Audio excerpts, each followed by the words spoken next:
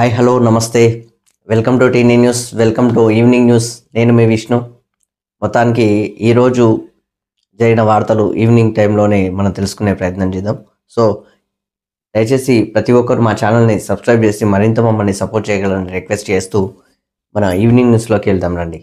Evening news మొత్తానికి smart edition, మన Andhraprabha smart edition చూసుకుందాం. సో అందులో ముఖ్యమైన వార్త నారాయణ్ రాకెట్ మ్యాన్ అని చెప్పేసి ఇక్కడ వార్త. ఇస్రో నూతన చీఫ్గా వి నారాయణ్ నియామకం అని చెప్పేసి ఇక్కడ వార్త. సో దానికి సంబంధించింది ప్రస్తుత చీఫ్గా సోమనాథ్ వారసుడిగా రంగంలోకి. అంతరిక్ష ప్రయోగాల్లో ఇస్రో అద్భుత విజయాలు. ప్రపంచ దేశాల్లో టాప్ 3లో ఉన్న భారత్. గగన్యాన్ చంద్రయాన్తో మరింత విశిష్టత. స్పేస్ సెంటర్ నిర్మాణంలో కీలక అడుగులు.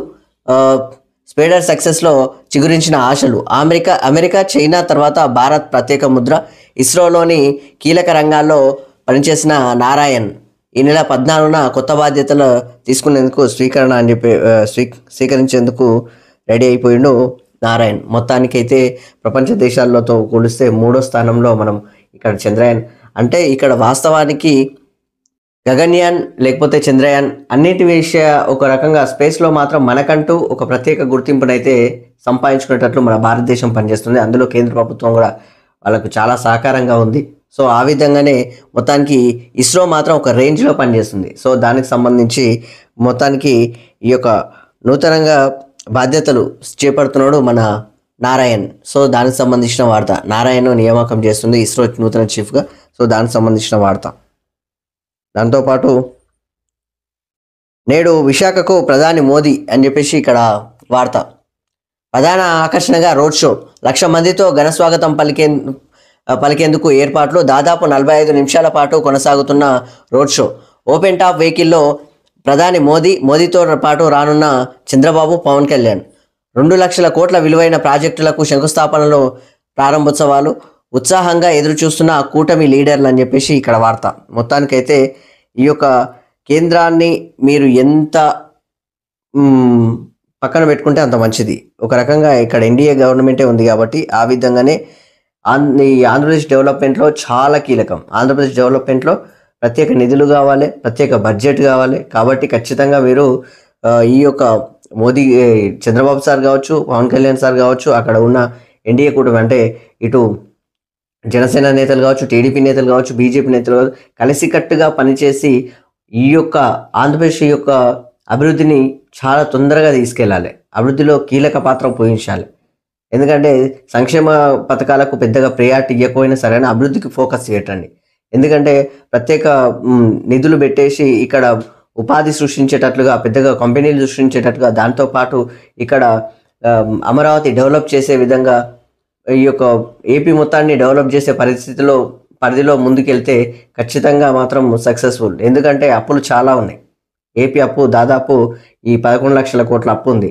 బకాయిలు మొత్తం కలిపితే ఇంకెంత అయిందో తెలియదు, కానీ శ్వేతపత్రం కూడా రిలీజ్ చేస్తలేరు. కాబట్టి పదే మేము చెప్తున్నది ఏంటంటే ఆంధ్రప్రదేశ్ డెవలప్మెంట్లో ఈ ఎన్డీఏ పాత్ర, కేంద్రం నుంచి ప్రత్యేక నిధులు తీసుకురావడంలో మాత్రం చంద్రబాబు, పవన్ కళ్యాణ్ కీలక పాత్రలు పోషించాలి.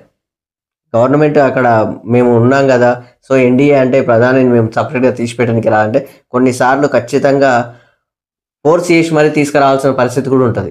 కాబట్టి ఖచ్చితంగా తీసుకురావాలని మేము రిక్వెస్ట్ చేస్తున్నాం. సో దాంతోపాటు ఈ 2 లక్షల కోట్ల విలువైన ప్రాజెక్టులకు శంకుస్థాపనలు ప్రారంభోత్సవాలు చేస్తున్నారు. సో ఆ విధంగా ఇంకా డెవలప్ కావాలని చెప్పేసి మేము కూడా కోరుకుంటున్నాం. దాంతోపాటు ప్రధాని మోదీ రాక కోసం విశాఖ ముస్తాబైంది. ఈ పర్యటనలో భాగంగా Visakha railway zone, green hydrogen hub వంటి ప్రాజెక్టులకు ప్రధాని శంకుస్థాపన చేస్తారు. అలాగే సాయంత్రం ఆంధ్ర యూనివర్సిటీ ఇంజనీరింగ్ కాలేజ్ గ్రౌండ్స్లో జరిగే బహిరంగ సభలో ప్రసంగిస్తారు. కార్యక్రమంలో సీఎం చంద్రబాబు, ఉప ముఖ్యమంత్రి పవన్ మోదీతో పాటు పాల్గొంటారు. ఇప్పటికే చంద్రబాబు, పవన్ విశాఖ చేరుకోగా ప్రధాని మరికొద్ది సేపట్లో విశాఖలో ల్యాండ్ కానున్నారని చెప్పేసి ఇక్కడ వార్త. ఇప్పుడు ఆల్రెడీ ల్యాండ్ అయిపోయారు, అక్కడ ఆల్రెడీ సభ కూడా స్టార్ట్ అయిపోతుంది. సో దానికి సంబంధించిన వార్త. దాంతోపాటు మహిళా సంఘాలకు సోలార్ ప్లాంట్లు, 1000 కోట్ల విద్యుత్ ఉత్పత్తికి చర్యలని చెప్పేసి ఇక్కడ వార్త. మహిళా సంఘాలకు సోలార్ ప్లాంట్లు 1000 మెగావాట్ల విద్యుత్ ఉత్పత్తికి చర్యలు అని చెప్పేసి ఇక్కడ మహిళా సాధికారతనే ప్రభుత్వ లక్ష్యం. భూసేకరణ, బ్యాంకు రుణాలకు కలెక్టర్లు సహకరించాలి. జిల్లా కలెక్టర్లతో డిప్యూటీ సీఎం బట్టి విక్రమార్క వీడియో కాన్ఫరెన్స్. సమీక్షలో పాల్గొన్న మంత్రులు సీతక్క, సురేఖ అని చెప్పేసి ఇక్కడ వార్త. మహిళా సాధికారత లక్ష్యంగా సోలార్ ప్లాంట్లు ఏర్పాటుకు ప్రభుత్వం నిర్ణయం తీసుకుందని డిప్యూటీ సీఎం బట్టి విక్రమార్క అన్నారు. స్వయం సహాయక సంఘాల ద్వారా సోలార్ ప్లాంట్లు ఏర్పాటు చేసి 1000 మెగావాట్ల విద్యుత్ ఉత్పత్తికి చర్యలు తీసుకుంటున్నట్టు తెలిపారు. మంత్రులు సీతక్క, సురేఖతో కలిసి వీడియో కాన్ఫరెన్స్ నిర్వహించారని చెప్పేసి ఇక్కడ వార్త. మొత్తానికి ఈ యొక్క కాంగ్రెస్ పార్టీ గవర్నమెంట్, తెలంగాణలో కాంగ్రెస్ పార్టీ గవర్నమెంట్ యొక్క ప్రాధాన్యత ఎక్కువ స్త్రీలకు, ఇక్కడ మహిళలకు ఇవ్వడం జరుగుతుంది. సో అదేవిధంగా మహిళా సంఘాలకు సోలార్ ప్లాంట్లు కూడా పెట్టడానికి ముందుకు వస్తుంది. సో దానికి సంబంధించిన వార్త. దాంతోపాటు స్టూడెంట్స్కి గుడ్ న్యూస్ అని చెప్పేసి ఇక్కడ వార్త. ఇంటర్ ఫస్ట్ ఇయర్ ఎగ్జామ్స్ రద్దు, కీలక నిర్ణయం తీసుకున్న ఆంధ్రప్రదేశ్ విద్యాశాఖ అని చెప్పేసి ఇక్కడ వార్త. ఇంటర్ పాఠ్యాంశాల్లోనూ సమూల మార్పులు, ఫస్ట్ ఇయర్ పాస్ అవ్వాలన్న నిబంధనలకు తొలగింపు, ఇంటర్లో సంస్కరణల అభిప్రాయాల సేకరణ, బోర్డు కార్యదర్శి కృతికా శుక్ల వెల్లడని చెప్పేసి ఇక్కడ వార్త. దాంతోపాటు జీతాలకు పైసలు లేవు, ఉచితాలకు అయితే వస్తాయా అని చెప్పేసి మొట్టికాయలేస్తుంది సుప్రీంకోర్టు. కేంద్ర రాష్ట్ర ప్రభుత్వాలపై సుప్రీం సీరియస్. లడ్కీ బెహాన్ మహిళా సమ్మాన్ ఎవరి కోసం? లడ్కీ బెహాన్స్ మహిళా సమ్మాన్ ఎవరి కోసం? ఉద్యోగులకు జీతాలు అడిగితే నిధుల కొరత అంటూ మొండి చేయి చూపిస్తున్నారు అని చెప్పేసి జడ్జీల జీతాలు చెల్లించకపోవడంపై ఆగ్రహం వ్యక్తం చేస్తుంది సుప్రీంకోర్టు. సో దానికి సంబంధించిన వార్త. ఈ ప్రజా సంక్షేమ పథకాలు వీలైనంత వరకు కొంచెం దూరం పెట్టాలి వాస్తవానికి. ఎందుకంటే దానిలో మీద దోపిడీ ఎక్కువ ఉంటుంది. ఈ యొక్క సొసైటీలో, ఈ యొక్క భూమి మీద, ఈ యొక్క దేశంలో విద్య, వైద్యం, న్యాయం ఈ 3 ఫ్రీగా వచ్చినాయంటే మిగతా ఆటోమేటిక్గా ఇక్కడ ఉన్న ప్రజలే ఇస్తారు. ఒంపు సొంపులపై కామెంట్స్ చేయొద్దు. అవి కూడా లైంగిక వేధింపులే. మహిళల గౌరవానికి భంగం కలిగించొద్దు. ఎలక్ట్రిసిటీ బోర్డు ఉద్యోగి కేసు విచారణలో కేరళ హైకోర్టు వ్యాఖ్యలు అని చెప్పేసి ఇక్కడ వార్త. మంచి వార్త, తప్పేం లేదు. ఒంపు సొంపులపై కామెంట్ చేయొద్దు, అవి కూడా లైంగిక వేధింపులే. ఆడవాళ్ళని గౌరవించుకోవాలి, స్త్రీలను గౌరవించుకోవడం చాలా ముఖ్యం, చాలా కీలకం కూడా. ఎందుకంటే ఇప్పుడు మనల్ని కన్నది ఒక అమ్మ, ఒక రకంగా భార్య అనే వ్యక్తి కూడా మన దగ్గర ఈ మాట మీరు చెప్పకూడదు, పక్కలో ఉన్న 10 నిమిషాలు మాత్రమే భార్య, మిగతా ప్రతి క్షణం కూడా తల్లిలాగే మనకు అన్ని సేవలు చేస్తుంది.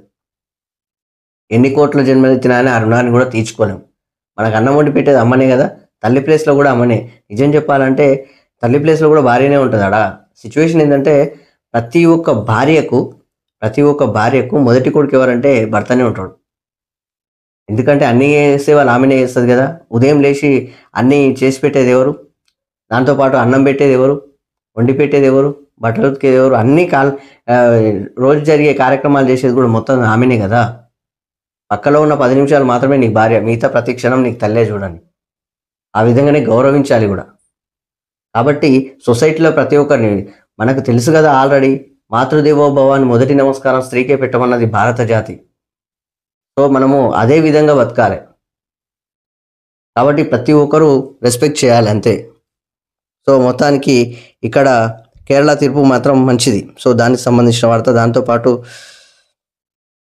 వర్సిటీ స్టూడెంట్స్కి గుడ్డుకారం బువ్వ, బ్రేక్ఫాస్ట్లో ఇదే స్పెషల్ అని చెప్పేసి. తెలంగాణలో పరిస్థితులు దారుణం. అమానవీయ స్థితిపై కాంగ్రెస్ పెద్దలు స్పందించాలి. యూపీలో జరిగితే జాతీయ సమస్యగా చూస్తారా? తెలంగాణలో అయితే ఆ స్పైసీనెస్ తగ్గుతుందా?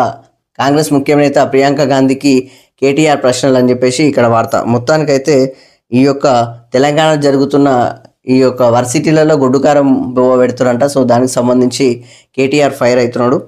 ఇది కూడా మంచి వార్తనే. ఎందుకంటే ప్రజా సమస్యల పరిష్కార దిశగా మీరు కూడా పనిచేస్తున్నారు కాబట్టి ఇక్కడ అడగడంలో తప్పులేదు, ఖచ్చితంగా అడగాలి. సో దాంతోపాటు డిజిటల్ టెక్నాలజీలో పవర్ హౌస్గా ఏపీ అని చెప్పేసి ఇక్కడ వార్త. దేశంలోనే టాప్లో ఉండేలా పనిచేస్తాం ఏపీని చేస్తామని చెప్పేసి అంటున్నారు. డిజిటల్ టెక్నాలజీలో పవర్ హౌస్గా ఏపీ దేశంలోనే టాప్లో ఉండేలా ఏపీని చేస్తామని చెప్పేసి సీఎం చంద్రబాబు నేతృత్వంలో 2047 విజన్ సాకారం పరిశ్రమల అవసరాలకు అనుగుణంగా విద్యా వ్యవస్థల్లో మార్పులు, అభివృద్ధికి ఇన్నోవేషన్ చాలా ముఖ్యం. దాంతోపాటు సామాజిక సమస్యల పరిష్కారానికి ఐటీ రంగం కృషి చేస్తుంది. విశాఖలో ఏపీ డిజిటల్ టెక్నాలజీ సమ్మిట్ ప్రారంభం, సవాళ్లను అధిగమిస్తున్న మంత్రి నారా లోకేష్ అని చెప్పేసి ఇక్కడ వార్త. సో దానికి సంబంధించిన వార్త. దాంతోపాటు తెలంగాణలో చైనా వైరస్ 11 మందికి హెచ్ఎంపీవి పాజిటివ్ అని చెప్పేసి ఇక్కడ వార్త.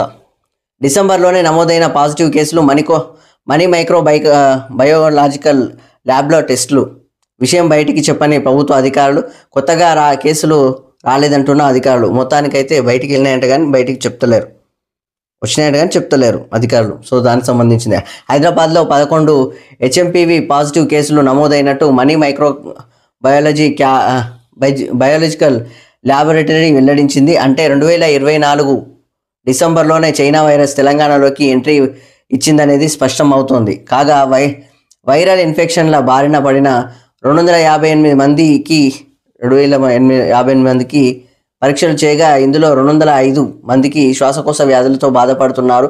వీరిలో 11 మందికి హెచ్ఎంపీవి పాజిటివ్ వచ్చినట్లు వెల్లడైంది. ఈ విషయాన్ని బయటకు తెలియకుండా ప్రభుత్వ వర్గాలు గోప్యంగా ఉంచినట్టు ప్రచారం జరుగుతుందని చెప్పేసి ఇక్కడ వార్త. మొత్తానికి వచ్చిందంట, బట్ బయటికి మాత్రము ఇంకా అధికారికంగా రాలేదు. సో దాని గురించి కూడా చూడాలి. సో దాంతోపాటు బంటి బబ్లీ బడా మోసం అని చెప్పేసి ఇక్కడ వార్త. పెద్దోళ్ళ పేరుతో కొల్లగొట్టారు. ప్రధానమంత్రి ప్రిన్సిపల్ సెక్రటరీగా అల్లుడి పేరుతో చీటింగ్. దాంతోపాటు 100 కోట్లు వసూలు చేసిన అనిల్ హన్సిత ఆదాయ పన్ను మినహాయింపు ఇప్పిస్తానని టోకరా. కోట్లలో లంచాలు సమర్పించుకున్న పలు సంస్థలు. తెలంగాణలోనూ పెద్ద మొత్తంలో లావాదేవీలు.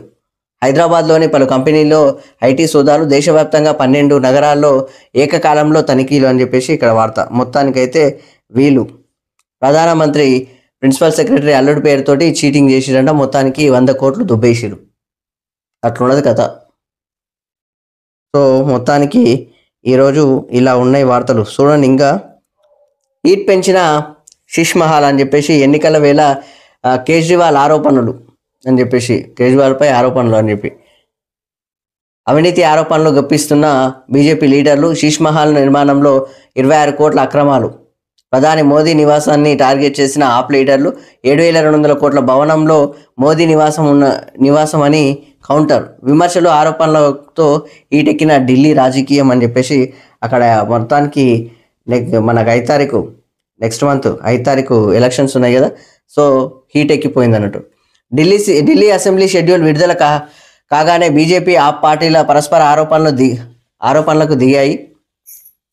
చల్లని ఢిల్లీలో ఇరు పార్టీల ఆరోపణలు, విమర్శల పొలిటికల్ హీట్ పుట్టిస్తున్నాయి. ఇక ముఖ్యమంత్రి నివాసం అయిన శిష్ మహల్ రిపేర్ల ముఖ్యమంత్రి నివాసం ఉంటున్న శిష్ మహల్ రిపేర్ల విషయంలో 26 కోట్ల మేరకు అవినీతి జరిగిందని బీజేపీ ఆరోపిస్తుంటే 7,200 కోట్ల భవనంలో ప్రధాని మోదీ నివాసం ఉంటున్నారని, ఆయన పేదవారు అవుతారా అని ఆప్ లీడర్లు ఫైర్ అవుతున్నారు. అయితే కాగ్ నివేదికలో శిష్ మహల్ కోసం కేటాయించిన పద్దుల లెక్కలు తప్పుగా తేలడం ఇప్పుడు కేజ్రీవాల్కు తలనొప్పిగా మారుతుందని చెప్పేసి ఇక్కడ వార్త. మొత్తానికైతే ఈ ఎలక్షన్స్ ఉన్నాయి కదా ఢిల్లీలో. సో దానికి సంబంధించి మాత్రం గట్టిగానే నడుస్తుంది కథ. సో దానికి సంబంధించి వార్తలు. మొత్తానికైతే ఇది స్మార్ట్ న్యూస్ ఇలా ఉంది ఈరోజు ఈవినింగ్ న్యూస్. సో దానికి సంబంధించింది. మొత్తానికి ఢిల్లీకి ఢిల్లీ నుంచి మన ప్రధాని అయితే విశాఖకు వచ్చిండు. సో దానికి సంబంధించింది. మొత్తానికి నారాయణ్ రాకెట్ మ్యాన్ అని చెప్పేసి ఇక్కడ ఆయన ఇస్రో నూతన చీఫ్గా నారాయణ్ మొత్తానికి నియమించబోతున్నారు. సో బాధ్యతలు స్వీకరించబోతున్నాడు. సో దానికి సంబంధించింది కాబట్టి మొత్తానికి ఇది వార్త. దాంతోపాటు ఇక్కడ సినిమా గురించి కూడా ఒకసారి చెప్పుకోవచ్చు. సంక్రాంతికి 2019 దంగల్ రిపీట్ అని చెప్పేసి వెంకీ, రామ్ చరణ్, బాలయ్య బాబు ఢీకొట్టబోతున్నారు అన్నట్టు. సో మొత్తానికైతే వీటి గురించి మాత్రం గట్టిగా ఉంటుంది అన్నట్టు రేపు పొద్దుగాల. అంటే దీనికి ఆల్మోస్ట్ ఈ యొక్క టికెట్ల రేట్ల విషయంలో కూడా ఏం మాట్లాడతారో తెలియాలి. దాంతోపాటు బెనిఫిషియర్ల గురించి కూడా ఏం మాట్లాడతారో, ప్రభుత్వం ఏ విధంగా చూస్తారో కూడా చూడాలి. దాంతోపాటు ఇక్కడ విషయం ఏంటంటే 2019లో దంగల్ రిపీట్ అంటే అప్పుడు ఈ యొక్క రామ్ చరణ్ సినిమా వినయ విధేయ రామ అని చెప్పి ఒక సినిమా రిలీజ్ అయింది. దాంతోపాటు బాలయ్య బాబుది ఒక సినిమా రిలీజ్ అయింది, ఏదంటే కథానాయకుడు. అప్పట్లో కథానాయకుడు సినిమా రిలీజ్ అయింది. దాంతోపాటు ఈ యొక్క వెంకటేష్ గారిది F2 అనుకుంటా, అప్పుడు F2 సినిమా ఉండే. సో సేమ్ ఇప్పుడు మళ్ళీ రంగంలోకి దిగుతున్నాయి 3 సినిమాలు. ఎక్కువ ఫ్యామిలీ ఎంటర్టైన్మెంట్ అంటే ఒక రకంగా ఈ యొక్క సంక్రాంతికి వస్తున్నాం అనే వెంకటేష్ గారి సినిమాకు ఈ యొక్క లేడీస్ ఎక్కువ సినిమాలకు వెళ్ళడం జరుగుతుంది. సో ఇక ఫ్యాన్స్ అంటే ఇక చరణ్ సార్కు ఫ్యాన్స్ ఎక్కువ ఉంటారు కాబట్టి ఆల్మోస్ట్ బాలయ్య బాబు కూడా ఫ్యాన్స్ ఎక్కువ ఉంటారు. చరణ్ సార్ వర్షన్లో అయితే ఈ యొక్క ఈ యొక్క శంకర్ గారు ఇండియా మొత్తంలో టాప్ డైరెక్టర్ శంకర్ గారి సినిమా కాబట్టి ఇక్కడ కూడా బాగానే ఉంటుంది. సో మొత్తానికి సంక్రాంతికి మాత్రం 3 సినిమాలు గట్టిగా వస్తున్నాయి. సో దానికి సంబంధించింది ఇది. మొత్తానికి అయితే ఈరోజు ఈవినింగ్ ఎడిషన్ ఇట్లా ఉంది, స్మార్ట్ ఎడిషన్ మన ఆంధ్రప్రభ. మొత్తానికి ఈవినింగ్ న్యూస్లో స్మార్ట్ ఎడిషన్ ఏ విధంగా ఉంది. సో మరిన్ని వార్తలు మీకు అందించే ప్రయత్నం చేస్తాం. దాంతోపాటు ప్రతి ఒక్కరు చూస్తూనే ఉండండి T9 న్యూస్. ప్రతి ఒక్కరు మా ఛానల్ని లైక్ చేసి అలాగే సబ్స్క్రైబ్ చేసి మమ్మల్ని మరింత సపోర్ట్ చేయగలరని రిక్వెస్ట్ చేస్తూ నేను మీ Vishnu. Thank you very much.